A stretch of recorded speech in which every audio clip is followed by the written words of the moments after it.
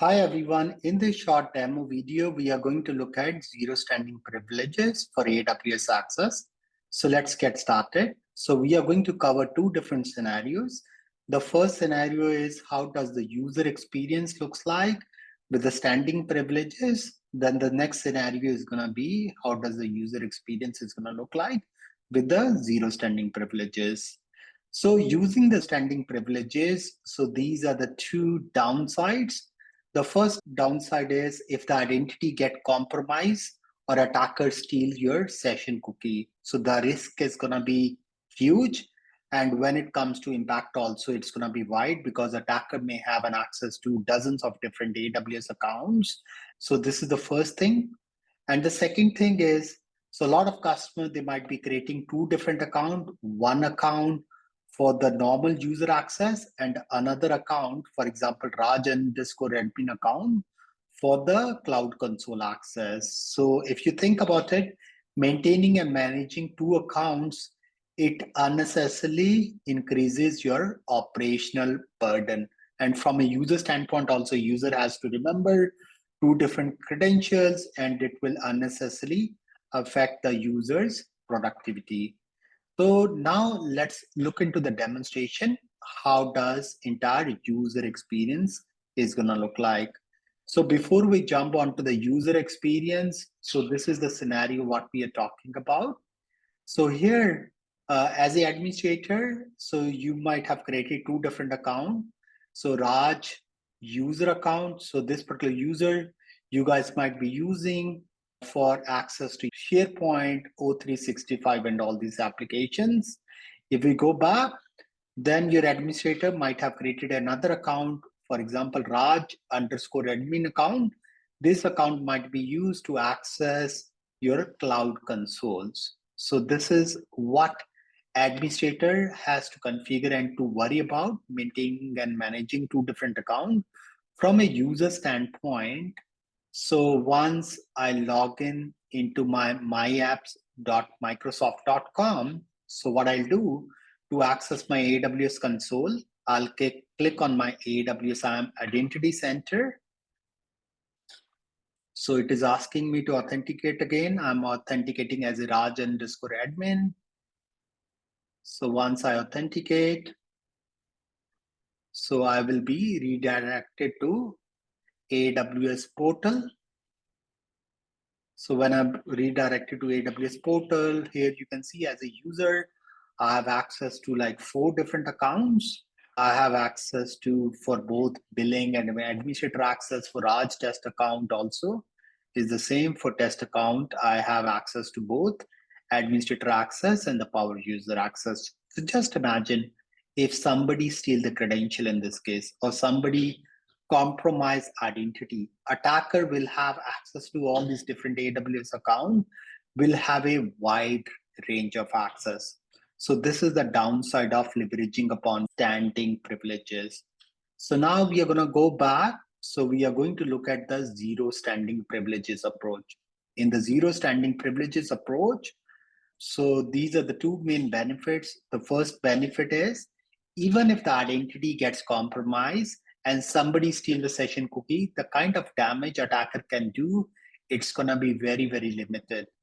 And especially on the session cookie stealing, the user is going to access for a specific workspace and specific permission set for a very, very short period of time. After that, user is going to go back to zero standing privileges. Again, we are going to demonstrate this particular concept in our demonstration. The second thing is in terms of the account management, your administrator don't have to worry about creating a separate account altogether for the SharePoint O365 access and for your cloud console access. So they can simply use this Raj account to access the SharePoint O365 and all these different applications. For the cloud consoles, the user will have zero permission at any given point of a time. So user will be able to elevate their permissions on the fly to gain access to AWS. And it can help you to improve your user experience and users' productivity. So now we are going to look at the demonstration using these zero standing privileges. So here, what we will do, I'll simply sign out from AWS console first.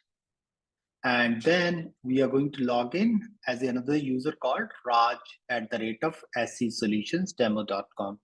I'll log in as this particular user. So this user has access to your AWS and Google Cloud. For this particular demonstration, we are going to focus upon AWS IAM Identity Center. So I'll click on AWS IAM Identity Center tile. So let me authenticate again. So you can see my user has no permissions at all, no access at all. Even attacker compromised my identity, attacker steal the session cookie, they will not be able to gain any kind of access to the AWS environment at all. So now the point comes, as a user, if I have to perform some job onto the AWS environment, how can I gain an access? So that's where CyberArk ZSP approach comes into picture.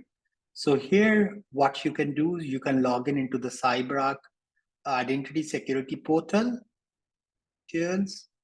So this is what my profile is, Raj@of scsolutiondemo.com. So you will be able to authenticate using your Azure Active. Once you're able to authenticate, then I will click on AWS IAM Identity Center tile to elevate my permissions. So it is going to show us that entire user session is going to be recorded. So I'll click on continue button. So then I will be redirected to my CyberArk SCA Secure Cloud Access user portal. So once I got redirected, then we will be elevating our permissions. So we got directed to the SCA user portal. So here you can see as a user, I can have access to these 3 different AWS account. I can elevate my permission for billing, database administrator, and so on. Here, if you see the session length is 1 hour. So what it means, after 1 hour, user will go back to the 0 permission. In this particular example, as a user, I wanna connect to test account using the billing permission set. So what I'll do, I'll click on connect button. So then in couple of seconds, so I will be redirected to my AWS IAM Identity Center. So what CyberArk is doing behind the scenes, we are adding this particular user to the billing permission set for my test account. So it takes around 20 to 30 seconds and then user will be thrown to the AWS Access portal. So here you can see as a user, we were interested in the billing permission set. So I'll click on this billing. So we will be logging in into one of the account. You can see the entire user session is going to be recorded. So with the help of the browser extension. So here you can see access is denied because as a user, I cannot access EC2 or any of the services at all. The only thing what I can do, I can go to my billing and cost management portal, and I should be able to get some value out of it. So here, month to date cost is 90 cents. So last month is 97, and all the different details here. I can click on my billing. I can click on all other different details. So here you can see all the different details of my this specific AW account and what it's going to cost me for each of the AWS service I'm consuming. So this is how the access is going to look like. So now we are going to look at it from an auditor standpoint. So here, so I'm going to log in into my CyberArk's secure web session portal. So I'm just opening my mobile app. So once I'm able to authenticate, so then we are gonna go to the session recording tab. So for the session recording tab also, I have to authenticate.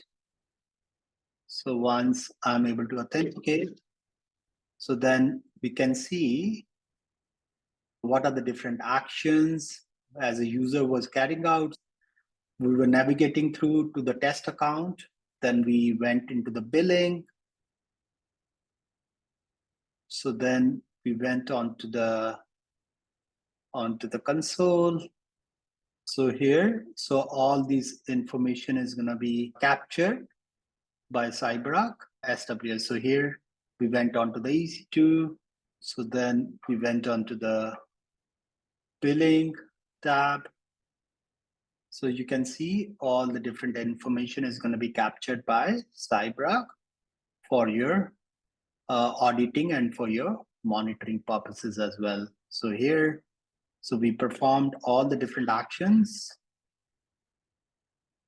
So here, so this is a few things what I was trying to do. So we were able to capture most of these information executed by the user within the AWS session. So thanks a lot, everyone.